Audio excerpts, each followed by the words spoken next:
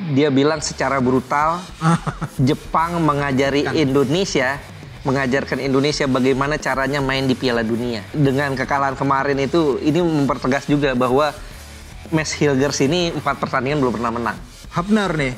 Ya. Hafnar ini yang kita masih tunggu, apakah dia kembali ikut kekasihnya? Kita nggak tahu. Rais bergosip. Bisa jadi. Bisa jadi kan? Iya kan, biar lebih dekat kekasihnya. Ya udahlah, Bali nawarin nih. Wah, cocok harga. Cocok. Udahlah di Bali gitu. Walaupun sebenarnya nggak usah Pelatihnya pusing ya. juga oke gitu loh. Iya benar.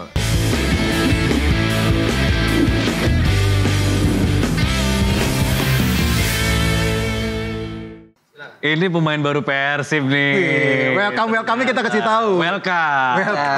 Dibocorinnya di sini kan? Dibocorin di sini. Jadi ini skuad Persib tahun berapa tuh? Waktu bintangnya masih muda, masih dua ya? Masih dua. Masih Ajat Sudrajat berarti. Emang beda ya? Beda. Emang beda angkatannya. Tapi ngomong pada bisa tidur nggak?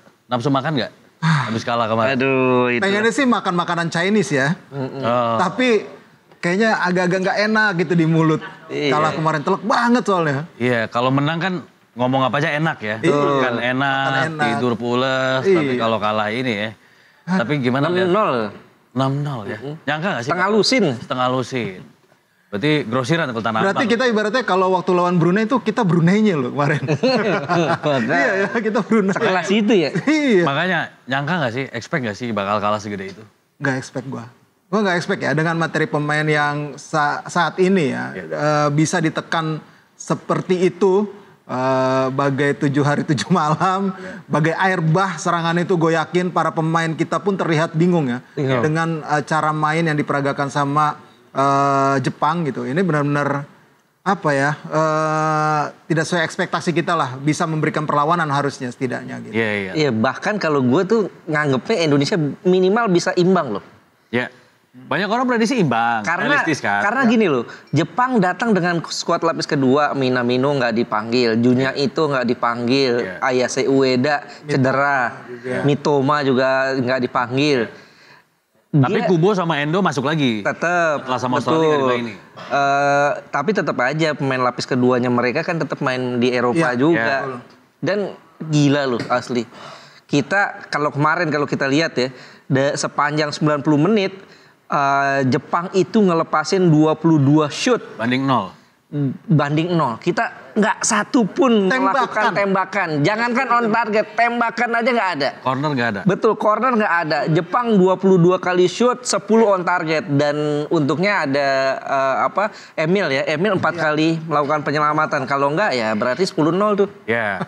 Emang Emil semakin kelihatan save-save-nya di babak kedua ya. Iya. Tetap kebobolan juga ya. Tapi emang kalau melihat dari permainan kemarin kita nggak sampai ke kotak penalti, nggak pernah sampai. Iya. Sulit banget untuk masuk ke sepertiga akhir pertahanan dari Jepang. Itu memang gaya pressnya yang dimainin Jepang ya. Dan kayaknya sih para pemain ini kan juga pengen ngebuktiin bahwa mereka memang pantas kan. Dikasih kesempatan sama Hajime Moriyasu memang untuk membuktikan, dan mereka benar-benar ya setelah kekalahan kemarin, wah langsung. Berarti pengen balas dendamnya di laga ini. Benar-benar kayak kesetanan mainnya dalam tanda kutip. Ya, meskipun nggak kelihatan capek mainnya. Nggak ada Taktis capeknya. banget. Taktis. Kubo, daya jelajah tinggi, lincah, licin, tapi dia kayak nggak keringetan loh. Iya. Ya kalau kita lihat sebetulnya skema mainnya itu sama. Sama.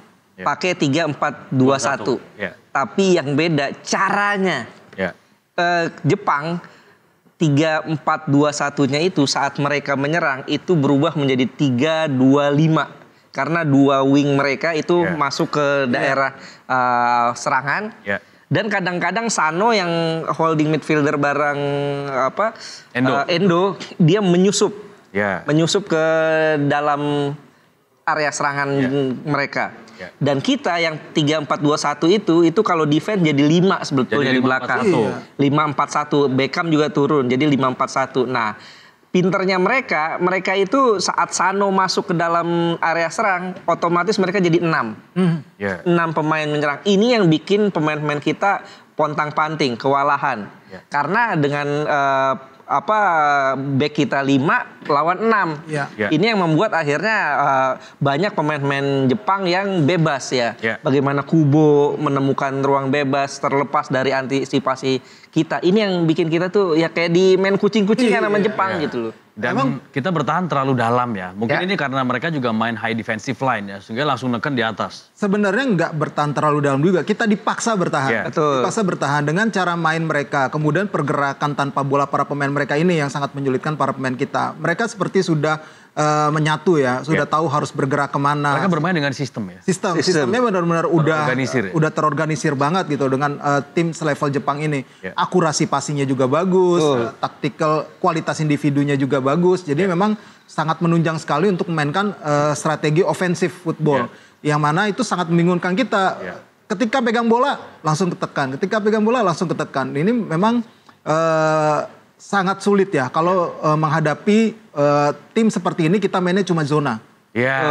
Harus dihadapi dengan pressing yang benar-benar juga harus pressing tinggi gitu, pressing ketat gitu. Ya karena ini untuk bisa lebih cepat mematikan bola yang dipegang sama lawan. Karena kalau main zona ya kita dimain-mainin. Itu juga yang bikin gue bingung tuh, agak bingung. Kemarin kita pas kebobolan 1 itu kan kita udah lihat bahwa pergerakan pemain Jepang tuh begitu dinamis ya. Kenapa pemain kita cuma istilahnya bayang-bayangin doang. Shadow aja mainnya. Shadow doang. Kenapa nggak main dalam tanda kutip sedikit agak keras gitu. Ya istilahnya kita kalau gaya Medan tuh rap-rap lah ya. Kan dengan kayak gitu itu bisa bikin mereka agak sedikit down. Iya betul. Bisa sedikit menghancurkan gaya main mereka, bikin mereka emosi gitu loh. Ya tapi ya kalau gue lihat pemain-pemain kita terlalu polos kemarin. Iya, bahasanya terlalu polos. Terlalu salon kalau dulu gue di benar juga nggak kelihatan ya, yang biasanya keras ya. Iya sih, tapi cuma masih tetap dia bermain lugas. Iya, masih dia bermain lugas gitu. Beberapa ya karena memang sistemnya mungkin memang diarahinnya main zona ya. Ada beberapa pemain kayak Kevin Dix, si Mesilgers mencoba untuk main high pressing, tapi kan temannya nggak ngikut. Jadi akhirnya ya nggak ketutup juga gitu. Malah kelihatannya malah dia yang ceroboh akhirnya kan. Itu. Dan walaupun ada banyak pemain di belakang dari 3 back jadi 5 back, itu tetap pemain Jepang bisa leluasa ya untuk menciptakan gol. Jadi nggak main marking gitu karena zona tadi yang dijaga ya. Iya, dan juga kalau gue lihat kemarin tuh 2 holding kita ya, Tom Hai dan Joy Pelupesi nggak kelihatan karena mereka itu terlalu fokus kepada Endo ya istilahnya. Tapi yang bergerak ini Sano berada di belakang mereka, ini yang lepas dari antisipasi. Dan kalau menurut gue kolektif defense kita kemarin tuh berantakan banget. Berantakan banget, artinya kita hanya defense dengan 5 orang gelandang, sementara 5 orang back ya. Sementara gelandang-gelandang ini agak kurang, ada jarak ada jarak antara pemain belakang kita dan gelandang. Dan mereka kreatif loh. Ketika dari tengah susah, dari awal mereka mainnya dari tengah. Iya betul. Dari tengah nggak nemu, mereka lewat sayap dan di situ membuahkan hasil. Betul. Permainan kombinasi 1-2 passingnya juga bagus banget. Terus transisinya sih yang penting itu. Ketika mereka kehilangan bola cepat banget ya.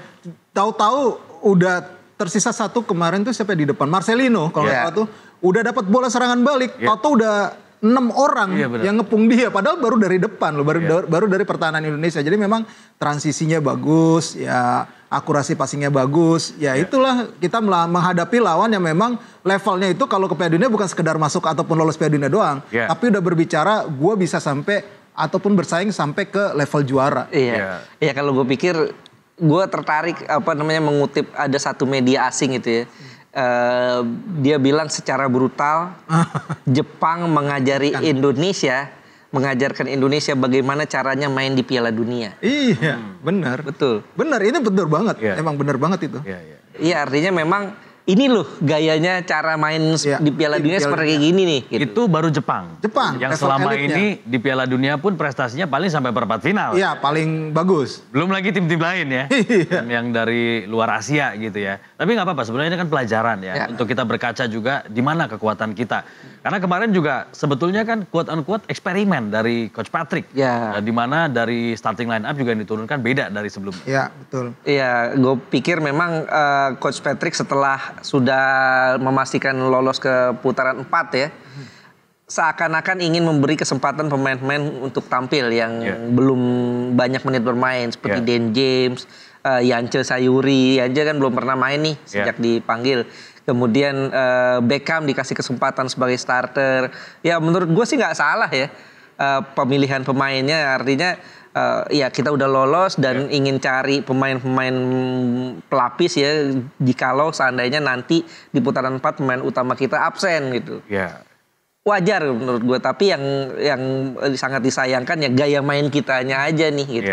Gaya main kitanya itu terlalu polos, tidak kurang antisipatif dengan gaya bermain Jepang gitu. Ini menurut gue kan gaya main Jepang ini udah cukup lama ya mereka mainkan ya. Artinya saat main di GBK juga Jepang mainnya udah seperti ini itu, gitu. iya, betul. Dan saat mereka menang lawan Jerman di uji coba 2 tahun lalu juga mainnya udah kayak begini gitu. Artinya harusnya udah bisa diantisipasi caranya seperti apa toh. Australia bisa kok bisa, iya. Bisa membendung aliran-aliran serangan mereka. Iya.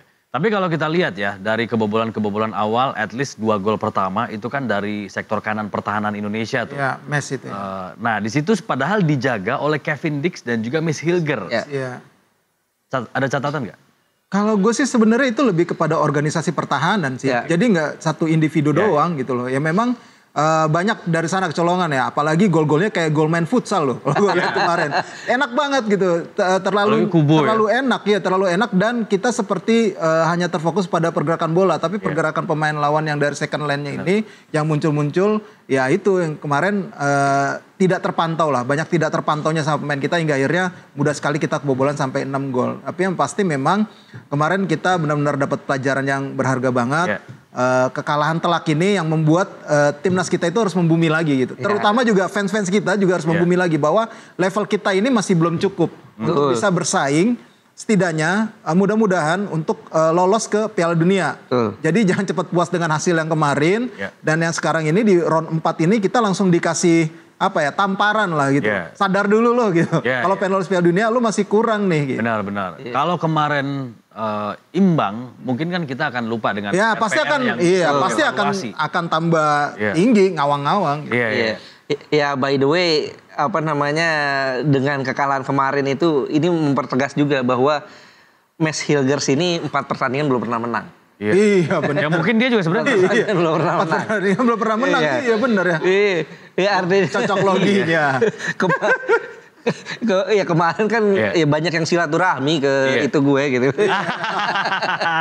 Soal Mes Hilgers dan faktanya seperti itu bahwa Mes Hilgers telak lagi kalahnya ya. 4 pertandingan belum pernah menang. Dan selalu China cuma kalah 1-2. Lawan Australia. Selalu kebobolan lebih dari 1. Betul. Lawan Bahrain kebobolan 2. Lawan China kebobolan 2. Lawan Australia 5. Lawan Jepang 6. Dan Mes Hilgers main full tuh kemarin. Beberapa kali dia ditekuk-tekuk tuh, pinggangnya sakit tuh pas itu. Ditekuk-tekuk sama. Di mana yang bagus? Kevin Dix saja selalu cepat cedera loh. Iya. Benar. Ya waktu di GBK juga sama ya. Iya sama. Waktu itu debut ya Kevin Dix. Debut setelah dia cedera kebobolan kita banyak. Betul. Terus kemarin udah kebobolan 1 gol dulu sih memang. Akhirnya dia cedera lagi, ketarik tuh dia kemarin. Iya. Tapi lu lihat apa yang salah sebenarnya? Apa yang menjadi kendala? Serangan. Kita seperti yang di Kluivert bilang ya, kita lemahnya di soal serangan, ketajaman di lini depan. Gol-gol kita kan terakhir 2 penalti ya, oleh penalti. Iya. Lawan Cina penalti. China penalti. Lawan Australia enggak. Oh enggak ya, lawan Australia enggak 1. Yang sebelumnya penalti kalau nggak salah ya. Yang lawan pertama kan dia debut lawan Australia. Dan dia cetak gol umpannya Marceng. Lawan Bahrain. Terus lawan Bahrain. Lawan Bahrain tuh penalti ya? Enggak. Enggak ya? Oh iya, enggak ya, benar umpan Marceng juga ya? Iya benar. Tapi yang pasti memang ya tinggal oleh doang. Iya. Cuma opsi yang lain untuk bisa mencetak gol nih masih dibutuhin nih sama kita nih. Ragnar kan masih cedera gitu misalnya. Ya ini yang kita masih belum menemukan selain Ole Romeni, Ragnar Oratmangun gitu. Yang untuk bisa menjadi pemecah kebuntuan tim kita. Ya, kemarin kita lihat Ole juga memang dikunci mati kan sama Jepang. Betul. Ketika Ole dapat bola atau diumpan, Ole itu pasti udah dipepet sama 2 pemain. Iya, memang kalau kita lihat ya gaya main Jepang high pressnya tinggi, high defensive line. Tapi kalau kita lihat dengan 3 pemain belakang itu mereka terpencar ya, 1 di tengah, 1 di kanan, 1 di kiri gitu. Tapi saat mereka ada counter attack entah itu oleh Romeni ataupun Beckham atau apa, mereka itu langsung Iya cepet. Dua ini langsung Endo dan satu pemain yang ada di posisi bola itu langsung menggerebek lah dalam tanda kutip. Langsung menggerebek dan pemain lainnya itu memberi waktu buat mereka untuk turun. Transisi itu yang bikin Indonesia nggak bisa dekati kotak penalti Jepang. Dan memang kalau kita lihat transisi mereka luar biasa. Di sisi lain permainan kita ini kalau kemarin kalau kita lihat kurang kreatif ya, artinya terlalu fokus dengan tekanan-tekanan Jepang dan kita jarak antar pemainnya itu ada gap antara belakang, tengah dan depan. Iya. Dan sekalinya kita ngandelin serangan balik, langsung kirim ke Olehnya udah dimatiin gitu. Yang akhirnya jadi kendala.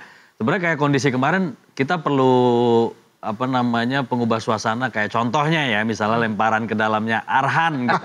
Kayak waktu lawan China kita bisa memperkecil ketertinggalan ketika Arhan masuk kan Tom Hei akhirnya bisa cetak gol dan awalnya melalui lemparan ke dalam tapi kan itu situasinya beda karena kita kuasain ball possession cuma memang gak ada tusukan-tusukan aja tapi kalau kondisinya kayak lawan Jepang kemarin sulit juga, walaupun mau ngandelin lempar ke dalam di area kita sendiri malah. Karena kita nggak bisa dapat di areanya Jepang kan. Jadi memang kalaupun ada Arhan main pun agak sulit juga kecuali ya memang kita bisa bikin situasi itu gitu.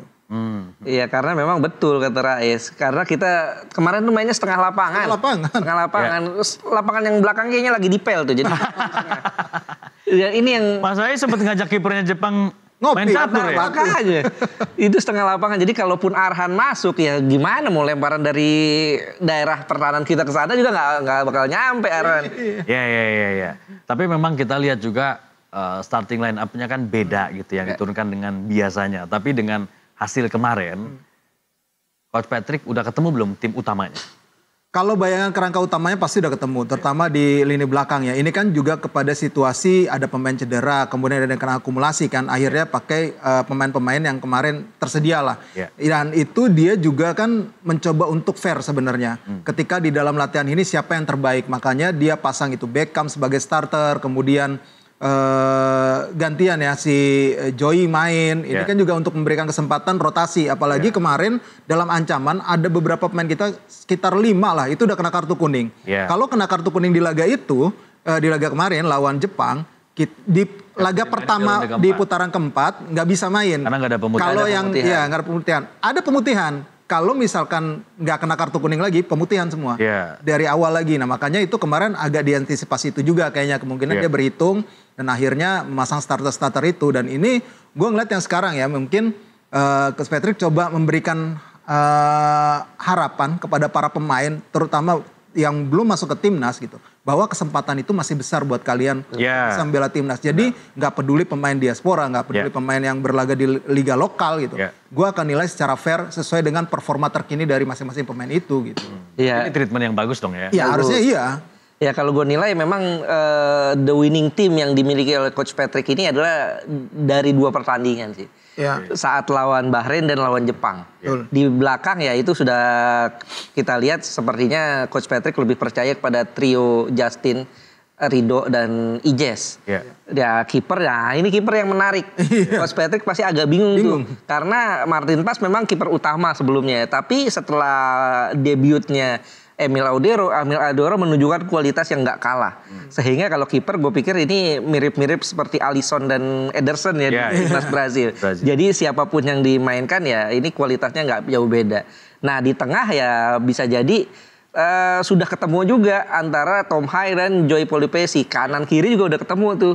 Verdonk dan Kevin Dix. Tinggal kalau striker ya sudah pasti Ole Romine. Tinggal di belakang Ole ini itu pilihannya banyak.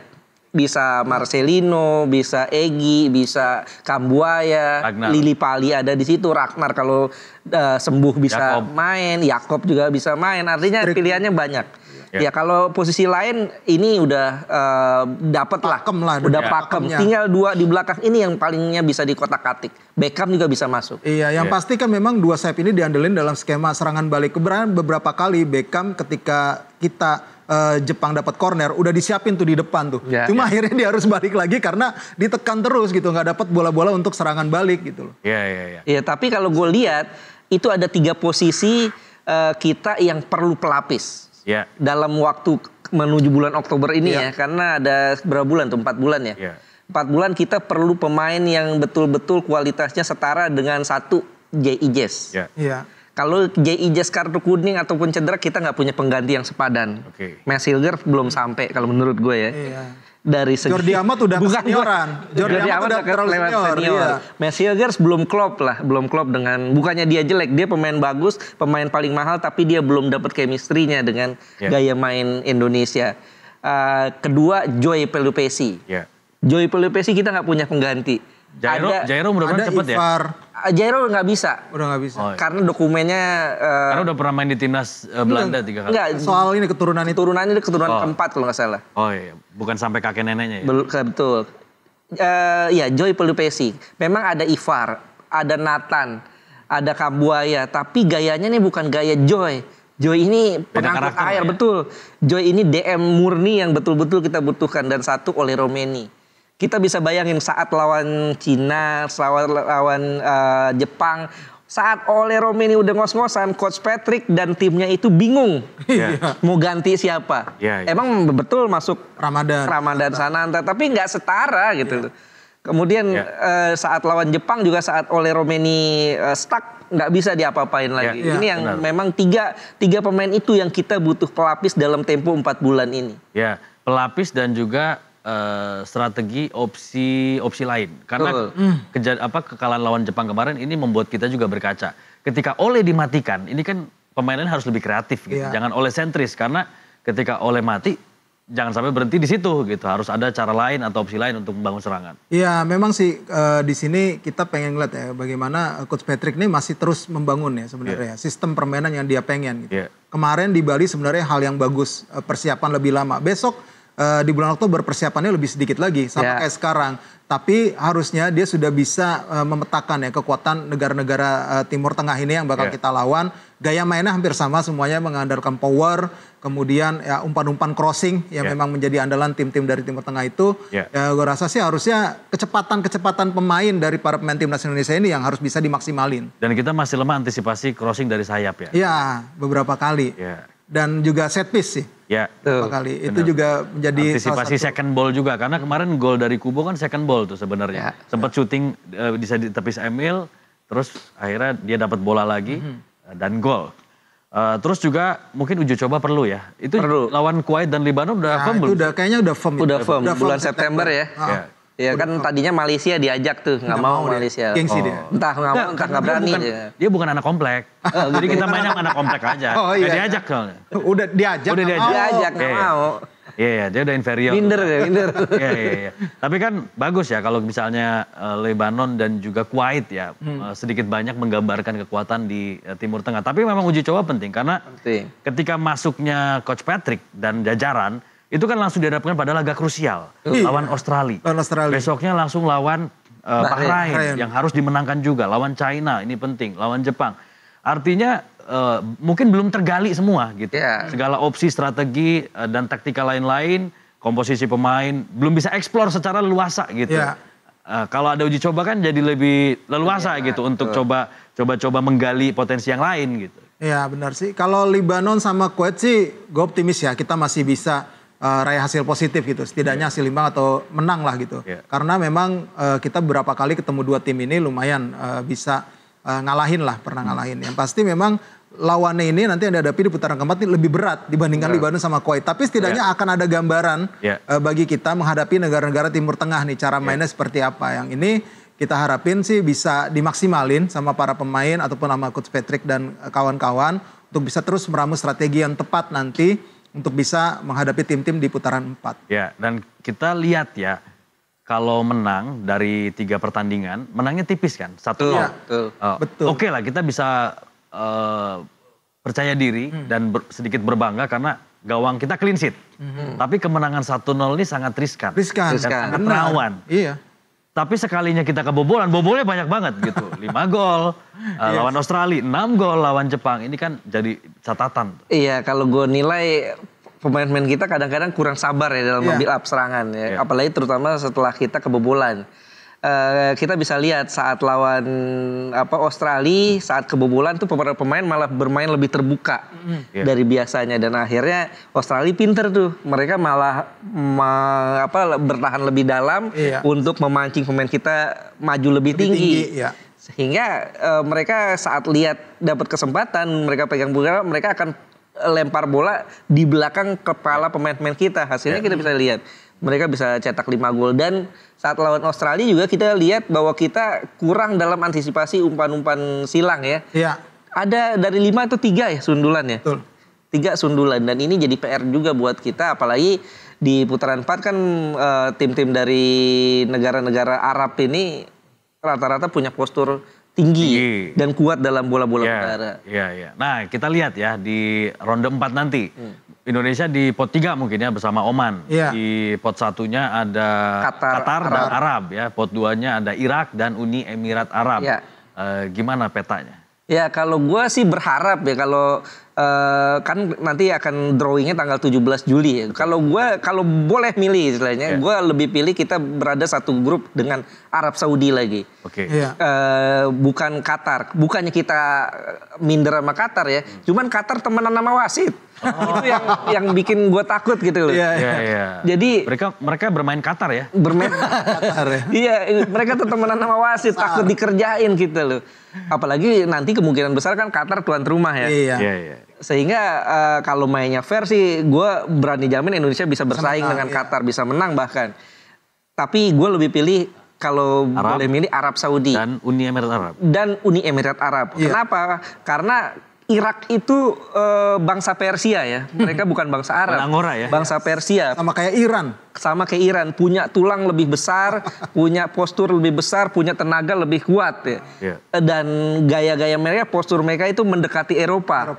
Ini yang membuat kita agak-agak ngilu kalau ketemu Irak. Karena kita bisa lihat 3 pertemuan terakhir tim ini ya bertemu Irak itu kita selalu kalah dan kebobolan minimal 2 gol.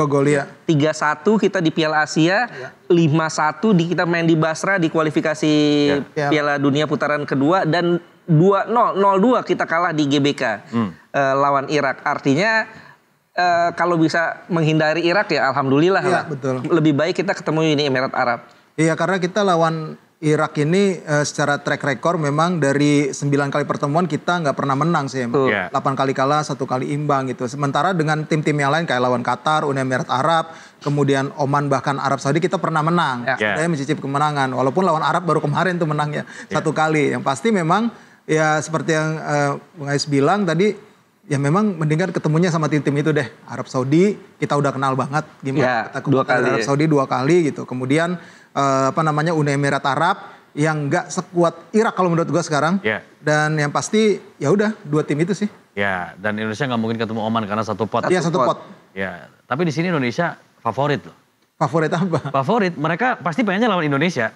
Oh iya benar, favorit dari lawan. Karena memang secara peringkat kita di paling bawah. Paling bawah ya, dan kita tim satu-satunya tim yang di bawah 100. Di bawah 100. Dan satu-satunya tim yang memulai dari awal.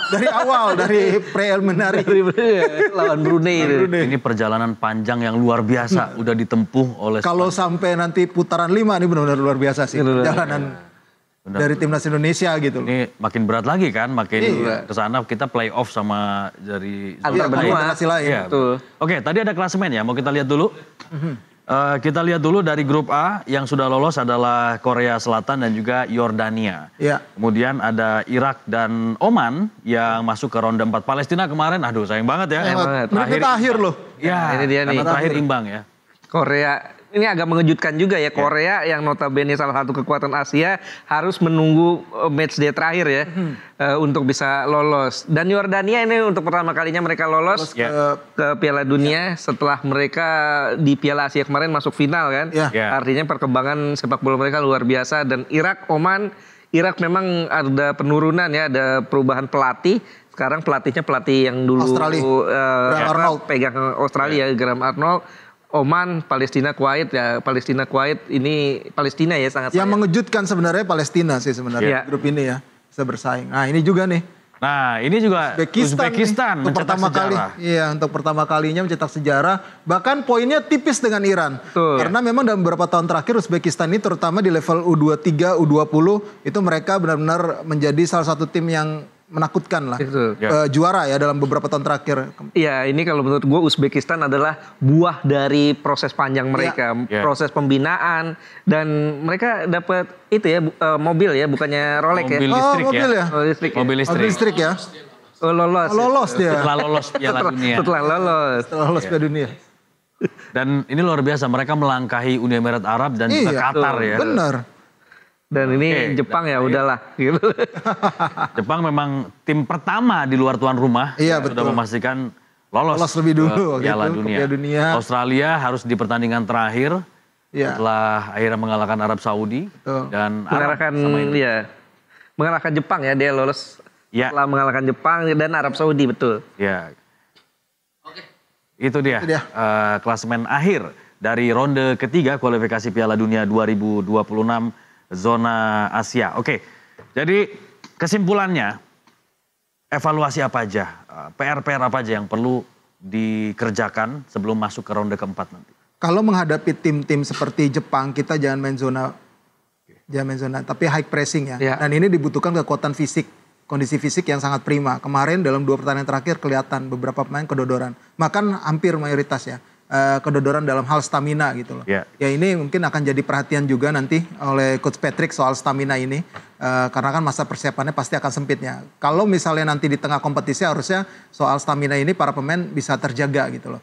Yang kedua adalah soal ketajaman dalam serangan. Ya ini yang masih menjadi perhatian ya untuk timnas kita. Yang mudah-mudahan kita bisa tampil lebih klinis, tampil lebih tajam karena peluang sekecil apapun harus bisa dimaksimalkan dengan pertandingan level tinggi seperti ini. Kalau kita tidak bisa memanfaatkan itu, akan sangat berbahaya buat tim kita sendiri. Itu aja sih sebenarnya. Kalau dari pertahanan kalau gue rasa sih harusnya sih sudah, dan komposisi sekarang sudah lumayan, tinggal organisasinya diperkuat aja. Iya, memang betul ya. Kita kurang kreativitas dalam membangun serangan. Catatannya sejak Coach Patrick datang ya, kan artinya ada 4 pertandingan yang kita lewati, kita itu kebobolan, kita cuma bisa cetak 2 gol ya. Bahrain 1, China 1, dan kebobolannya 11. Ini cukup banyak, artinya hanya cetak 2 gol, kebobolan 11, ini PR yang harus betul-betul benahi oleh Coach Patrick. Dan juga harus lebih lebih jeli lagi untuk pemilihan strategi taktik karena lawan-lawan kita ini levelnya udah di atas kita. Bisa jadi Uni Emirat Arab, bisa jadi Irak, bisa jadi Qatar atau Arab Saudi. Mungkin yang kita kenal betul-betul Arab Saudi ya, karena 2 kali sudah bertemu. Ya itu pun pelatihnya bukan Patrick Kluivert loh. Betul, dan bukan Patrick Kluivert. Nah ini yang harus menurut gue harus jeli di situ. Kekalahan kita 0-6 menghadapi Jepang menurut gue ya salah satunya adalah ketidakjelian tim pelatih dalam meramu strategi. Karena padahal materi pemain udah bagus semua. Materi pemain bagus, tapi seakan-akan kita ibaratnya anak SMA melawan anak TK gitu. Sangat jauh kelasnya. Ini yang membuat gue sangat disayangkan. Di saat kita sudah percaya dirinya tinggi harus jatuh ke bawah lagi, ke dasar lagi. Ya, tuan rumah ronde keempat udah fix belum sih Arab sama Qatar? Belum diumumin, cuma kan sumber-sumber dari dalam AFC-nya kan udah bocorin ya. Kalau yang dipilih tuh Qatar sama Arab Saudi, bahkan Irak tuh sampai bikin pernyataan. Karena dia tahu nih, udah dapat kabar juga pasti. Harus minta transparansi soal pemilihan tuan rumah ini. Karena mereka pengen banget jadi tuan rumah. Mereka tahu menjadi tuan rumah ini sangat krusial. Di putaran keempat, Irak sangat terobsesi banget juga untuk bisa lolos ke Piala Dunia.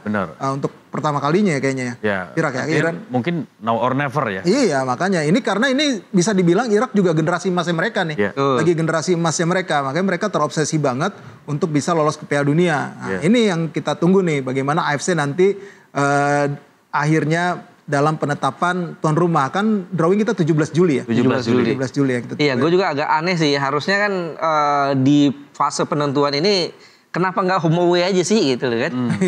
Lama kali waktunya ya kali ya. Kan artinya gini, Piala Dunia juga masih panjang kan. 2026 ya. Bulan Juni. Bulan 1 tahun lagi. 11. Dan toh kualifikasi di Eropa masih berjalan, masih itu loh. Belgia baru 2 kali main. Belgia 2 kali main, Belanda juga baru 2 kali main. Artinya kan Eropa home and aja away masih lebih fair panjang. ya? Kalau home away menurut gue lebih fair lah. Iya. Kan kalau home away paling cuma 4 pertandingan kan tiap grup. tim kan Tim 4 4 pertandingan kan bener. ini cuma tinggal nambah 2 pertandingan aja Sampai gitu. Februari ya. Iya. Iya, Sampai bener. Desember kan masih dapat. Kan masih ada Desember masih dapat ya benar. masih ada FIFA Match di September dan Iya. Oktober. Kenapa nggak di home away aja? Cuy, ini yang menurut gue yang agak Oke, bapak-bapak FIFA mohon didengarkan Mas. Iya, kenapa dijeda Septembernya ya? Iya. Kenapa harus dari Oktober? Kenapa nggak langsung September aja September, gitu? betul kan? Iya. Home away. Iya, Ini iya. menurut gua nggak fair sih. Artinya siapa yang dapat tuan rumah, Iya. mereka lah yang akan punya potensi paling besar untuk bisa lolos langsung dari Setuju, grup Pak. ini. Salaman, cium tangan lah. Karena Piala Dunianya aja Iya, kan lebih Juni, panjang. lebih panjang. Jumlah pertandingan lebih banyak dengan peserta yang juga bertambah. Kalaupun ngejar untuk konfederasi ya playoff round 5-nya itu masih kekejar sih. Masih kekejar. Masih kekejar. Masih ada September, Oktober kok. Iya benar. AFC-nya mungkin lagi kebanyakan kompetisi kayaknya. Betul. Di tahun depan ataupun di tahun ini gitu. Oh, Makanya bulan September dia ada kondangan mungkin. Maksud Bapak susah ngaturnya? Iya, maksudnya udah kebanyakan nih. Udahlah biarin diselesain dulu yang ini. Nanti kan mau ada Piala Asia U23 apa segala macam kan kayak gitu. Atau gini, kan di sana satu negara-negara Timur Tengah udah satu jadi tuan rumah, harusnya di luar Timur Tengah. Fairnya sih begitu. Iya, Indonesia. Iya, begitu. Atau karena non Timur Tengahnya cuma satu nih, ya udahlah di sini aja semua gitu. Iya benar. Akan lebih fair kalau menurut gue yang jadi tuan rumah itu yang rankingnya paling kecil. Wih. Iya dong. Setuju. Indonesia dong, setuju. Iya. Ya kalau yang rankingnya besar paling tinggi jadi tuan rumah ya dia semakin kuat Semakin dong. kuat, benar. Kan kalau ranking Iya, paling iya. kecil kan ini Benar, benar. tambahan buat mereka. Gitu. Iya, iya. Sekaligus mungkin FIFA pengen lihat juga Indonesia siap nggak nih jadi tuan rumah Piala Dunia gitu ya. Dan kita kan kalau masalah hospitality menjadi tuan rumah kita juaranya Ya. Luar biasa kita kalau menjamu dan menservis tim-tim yang bertanding di Indonesia itu kita pol-polan lah pokoknya. Atau pemilihan tuan rumahnya polling gitu ya melalui ini. Netizen kita menang. Menang ya, kalau lewat polling menang kita pasti. Kalau naturalisasi gimana? Tambahan-tambahan. Karena tadi kan posisi-posisi krusial tadi, Ais bilang ini belum ada nih pelapisnya. Kalau cedera atau akumulasi kartu. Iya, gue pikir ada beberapa pemain ya. Ya. Menemukan striker itu sulit. Susah. Menemukan striker itu sulit, tapi sekarang adalah di level U23 yang banyak mungkin. Ya. Yang akan terjadi Merojistra, yang bakal terjadi untuk naturalisasi untuk persiapan kualifikasi Piala Asia U23 dan juga Piala AFF nanti. Kayak Piala AFF enggak lah. Tapi kualifikasi Piala Asia U23.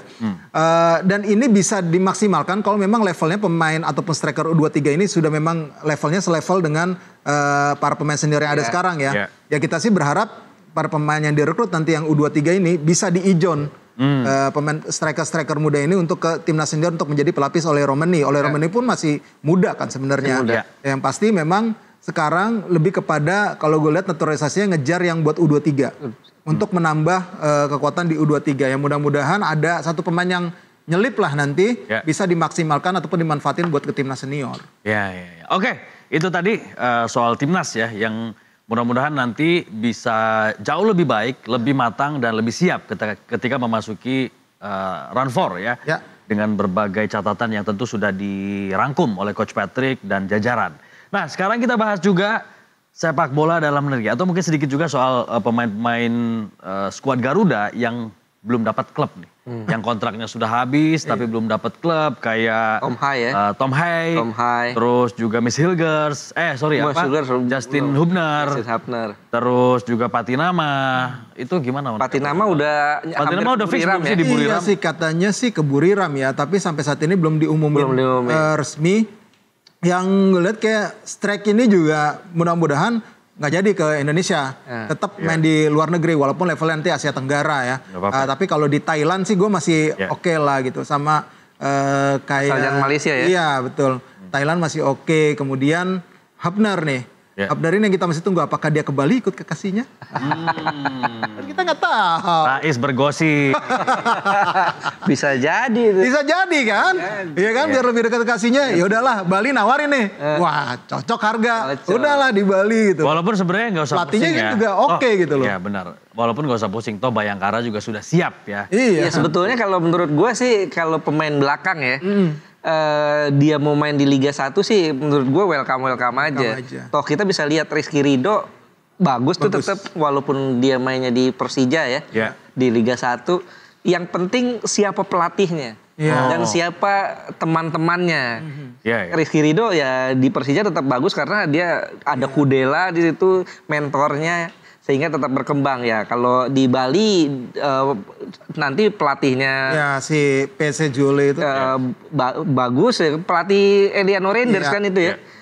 Bukan nggak mungkin dia tetap nggak masalah. Yang penting dia tetap menampilkan performa yang stabil ya nggak masalah. Iya. Dan tidak menurunkan competitiveness dari pemain-pemain timnas ya. Asal jangan gelandang ya kalau Tom Hai gue sih berharap enggak. Jangan tetap ada di level tinggi ya. Udah kenceng banget. Harusnya tetap di level tinggi dia. Di maksud gue di Eropa ya. Eropanya ya mungkin di Belgia ataupun di Belanda lagi gitu, di Eredivisie gitu. Jangan ke Indonesia dulu deh, ntar dulu deh gitu loh.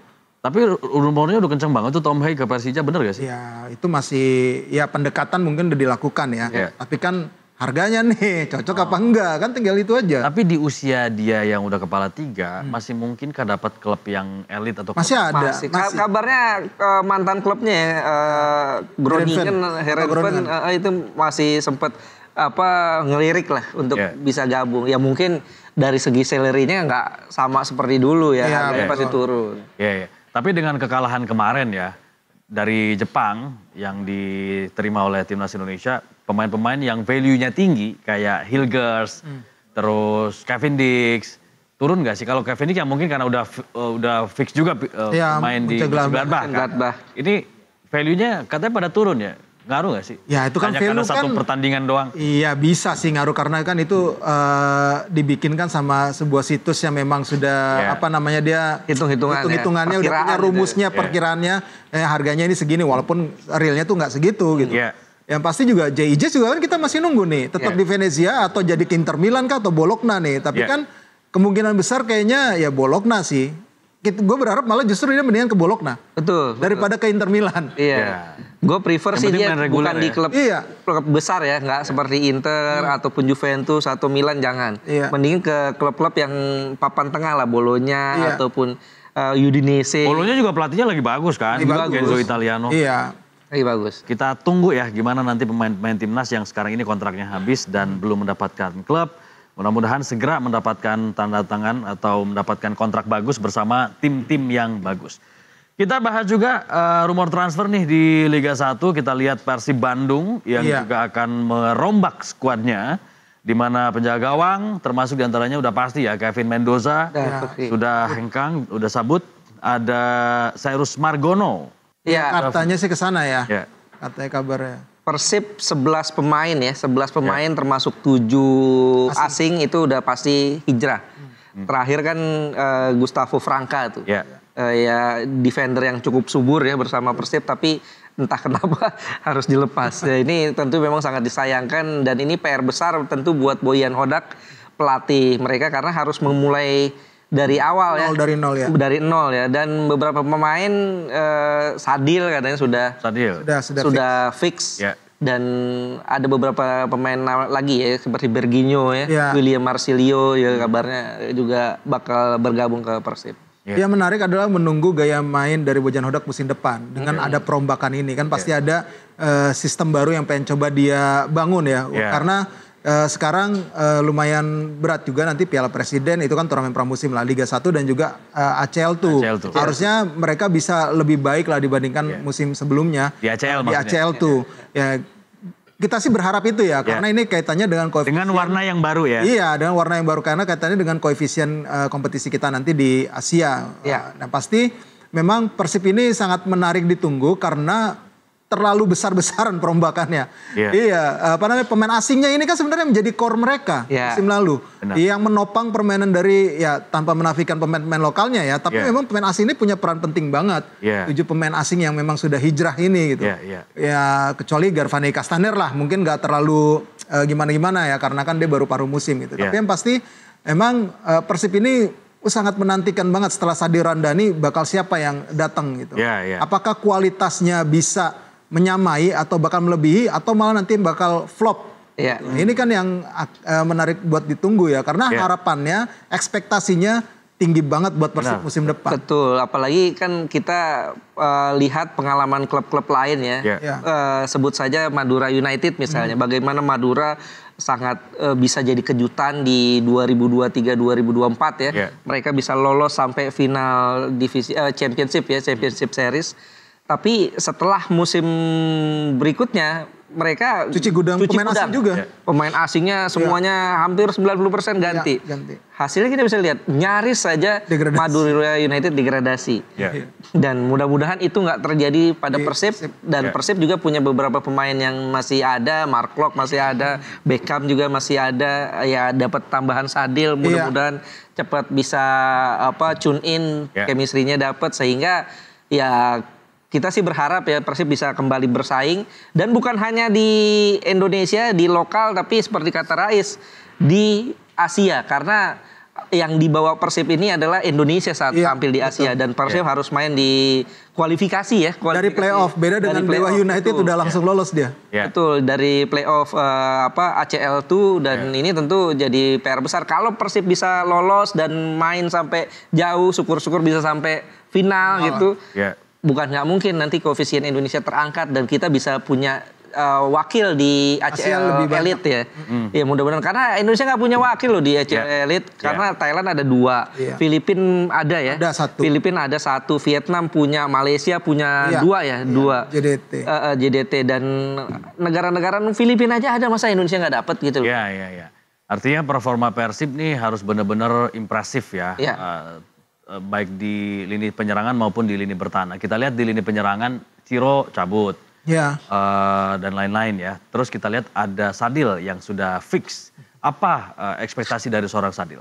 Ya pasti tinggi karena harus bisa seperti Ciro Alves paling tidak. Kalau Rian Kurnia kan juga udah cabut ya sayapnya juga. Tapi pasti memang Sadil ini bakal diplot menjadi salah satu pemain sayap utama sih kalau gue lihat. Ya ini yang masih kita tunggu adalah nanti penggantinya Edo nih siapa. Kalau Rezaldi pulih, masih ada Rezaldi dan juga Zalnando ya. Itu ada 2 pemain lah. Tapi kan 2 pemain ini kadang juga rawan cedera juga. Ya ini yang masih dipikirkan oleh Coach Bojan pastinya untuk menambah satu lagi bek kiri. Siapa yang bakal didatangkan gitu. Ya gue ngeliat harusnya sih Sadil ini bisa menjadi salah satu solusi menambah ketajaman dari tim ini. Yang diservis adalah kayaknya David da Silva bakal dipertahanin. Satu pemain asing yang bakal dipertahanin, kita masih tunggu juga ya. Yang kabarnya sih yang gue dengar dia dipertahanin. Stay ya? Iya, stay. Tapi kan David da Silva juga rawan cedera ya. Rawan cedera dan udah nggak mudah lagi kan. Iya, nah pelapisnya David da Silva. Seger lah. Iya, mudah-mudahan Dimas Derajat kan kalau pulih ya bisa aja jadi andalan gitu loh. Iya. Di tengah gimana? Rahmat Irianto kayaknya cabut deh, balik kampung. Balik kampung, Persebaya. Ya, kan masih ada Adam Alis. Terus masih ada Dado, masih ada Mark Klok. Harusnya sih aman. Ya kan, untuk saat ini untuk di posisi itulah, posisi gelandang. Belakang di Kuipers cabut. Nah ini yang bingung. Harus cari. Harus cari. Bisa nggak? Siapa? Alveandra Dewangga. Iya, salah satunya bisa aja, salah satunya. Dia kan juga bisa main di beberapa posisi. Iya betul, tapi yang pasti memang harus cari bek asing lagi. Udah pasti 2 bek asing lagi harus dicari sama Persib. Gitu. Ya memang di pos-pos krusial tadi, di pos-pos tertentu kan harus pemain asing. Standarnya memang gitu ya. Back, terus di tengah gelandang juga, dan di depan ya. Tanggal main. Kayaknya sih udah deal, udah rapi. Tinggal nunggu diumumin satu-satu sih sama Persib gitu. Makanya mereka juga nggak terlalu kayak panik buying ya. Karena udah tahu nih para pemainnya nih lepas nih. Udah dari sebelum kompetisi selesai kali. Kayak misalnya sebulan atau 2 bulan nih pasti udah ada komunikasi dengan pemain-pemain yang sekarang hengkang tuh. Makanya Bojan Hodak juga udah bergerilya nyari pemain, scouting dia di Malaysia lah, di Thailand atau di mana gitu. Katanya banyak dari Thailand ya. Ya, mudah-mudahan sih kalau dari Thailand kualitasnya agak lumayan ya. Kalau dari Malaysia masih so-so sama kita. Dan ada satu lagi dari Japos. Ini udah pakai ini mahal loh. Kontraknya. Kemarin udah tertangan kan? Kontrak rumah. Oke, ini juga menarik Persija. Di mana beberapa pemain asingnya juga hengkang, termasuk Udela, Simic dan lain-lain. Terus pelatihnya juga baru. Mauricio Sosa. Gimana ngelihat Persija? Persija musim depan belajar dari yang sekarang ya, gagal dari mencapai target. Sebenarnya kan mereka gagal mencapai target juga karena jadi tim musafir. Kalau dari segi pemain sebenarnya nggak jelek-jelek amat. Kalau untuk sekedar bersaing di 4 besar pun harusnya bisa. untuk bisa dapat jatah ke kompetisi Asia ya ataupun ASEAN gitu, harusnya bisa dengan skuad kemarin. Tapi kemarin mereka kebanyakan jadi tim musafir, nggak main di GBK ataupun di JIS atau paling nggak di Patriot lah gitu. Kebanyakan keluar gitu loh. Nah ini yang menjadi sebenarnya kendala ya bagi Persija musim lalu, yang mudah-mudahan musim depan itu bisa teratasi. Kalau dari segi pemain yang dilepas, pemain asingnya memang kalau dilihat dari usianya juga udah pada terlampau senior gitu. Ya wajar lah dilepas. Harus ada penyegaran sih kalau gue ngeliat untuk dari segi pemain asingnya. Mudah-mudahan ada pemain asing baru yang memang didatangkan itu punya kualitas yang mumpuni. Jangan sampai kayak kemarin ada satu, gue lupa, bukan Ramon Bueno, yang satu lagi tuh backnya itu yang kegemukan yang dia datangin pada putaran kedua. Ya ini yang harus diseleksi lagi dengan lebih ketat oleh Persija ya. Gue yakin sih Mauricio Sousa pasti akan bawa pemain pilihannya. Pasti ada pemain asing pilihan dia yang memang paketannya dia nanti akan dibawa sama Mauricio Sousa sih. Iya, yang paling penting juga cari tandemnya Gustavo Almeida karena dengan keluarnya Simic berarti kan Almeida ini sendirian gitu. Kalau di belakang ya tinggal cari pengganti Kudela lah, siapa yang cocok untuk bisa berduet dengan Ridho. Ferrari kan juga udah hengkang nih. Ya ke Bayangkara lah kayaknya sih udah pasti gitu. Apa yang itu sih tinggal pelapis-pelapis itu. Firza udah hengkang. Ya back kirinya nih siapa nih besok? Back kiri, back kanan masih ada Rio Fahmi sih memang. Rio Fahmi, terus di back kirinya gue lupa. Tapi yang pasti emang masih ada Donitri. Masih ada Donitri juga. Ya yang pasti core pemain muda itu masih bisa terjaga, yang masih bisa menjaga kesulitan lini pertahanan dari Persija sih. Oke. Nah buat teman-teman boleh tulis ya, pengennya siapa yang didatangkan oleh klub-klub tadi. Baik itu Persija ataupun juga Persib Bandung. Dan kalau kita lihat rekornya Sousa sendiri di Madura gimana? Kalau secara kualitas kan kalau kita bandingkan dengan Thomas Doll ya belum lah gitu. Mauricio Sousa. Tapi Mauricio Sousa ini udah bisa membuktikan dia membawa Madura United yang tadinya tidak diprediksi untuk bisa sampai ke final, dia mampu melakukan itu gitu loh. Dan pemain asing yang dia bawa, Jaja, Francisco Rivera, Lulinha misalnya. Nah itu benar-benar menjadi sekarang pemain asing kualitas nomor 1 di liga kita gitu loh. Nah ini gue harap bisa terjadi juga ke Persija nanti. Kalau ada saat dia mungkin nanti dalam merekrut pemain asing. Persebaya juga rame nih. Ada pelatih Eduardo Perez. Iya benar, Eduardo Perez. Rahmat Irianto juga pulang kampung. Si anak hilang. Gimana melihat gairah di Persebaya? Eduardo Perez ini adalah pelatih yang mungkin lebih banyak ke develop sebenarnya kalau dalam beberapa dia ngelatih yang gue lihat ya. Tapi kalau ngeliat dari skuadnya sekarang kayaknya Persebaya juga akan sedikit agak jor-joran lagi. Mereka kan bakal main di di ASEAN ya, ASEAN Cup Championship. Terus perubahan dari Paul Munster ini mungkin yang pengen dirasa dengan masuknya Eduardo Perez, ingin mendevelop lagi para pemain mudanya yang ada dari internalnya Persebaya, karena banyak banget tentunya dari internal Persebaya itu pemain-pemain muda yang berkualitas gitu, bisa di up lagi. Ya gue lihat sekarang dalam pemilihan pemain asingnya kan masih banyak yang bertahan tuh. Bruno Moreira, kemudian siapa lagi, Rivera kayaknya masih bertahan gitu. Ya gue sih ngeliat Persebaya musim depan bakal masih bisa bersaing di 3 besar. Iya, dan mereka serius loh. Iya. Kabarnya mereka nih mau mempersiapkan TC ke Australia. Jadi seru ya. Kita tunggu sampai bursa transfer ditutup dan kompetisi bergulir seperti apa warna di Liga 1 musim depan dan warna dari masing-masing tim dengan perombakan yang cukup signifikan. Karena memang biasanya tim-tim kontestan Liga 1 itu melakukan perombakan besar-besaran, riset tim itu hal yang biasa sebenarnya. Iya, betul. Hal yang wajar. Hampir setiap musim sekitar 60-80% kan ada perombakan gitu di tim-tim, terutama memang tim-tim besar yang finansialnya juga mendukung gitu ya. Kita akan lihat berikutnya. Ya kan ini tidak terlepas juga dari kontrak pemain yang jangka pendek. Kalau yang jangka panjang ada beberapa tim sekarang udah melakukan itu ya. Persib, Persija gitu loh. Ya, aman.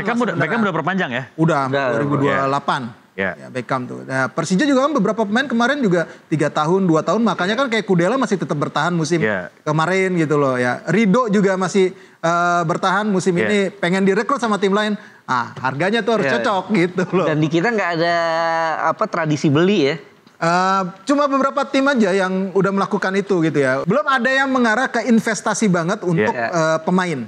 Pemain maksudnya dalam hal kontrak jangka panjang, jadi lo pemainnya nanti dibeli sama klub lain. Nah itu belum ada yang terlalu berani ataupun banyak ya klub-klub Indonesia melakukan itu. Iya. Oke, abis ini bapak-bapak tanda tangan kontrak ya. Untuk 2 abad ke depan. Wih. Ini dulu. Ya.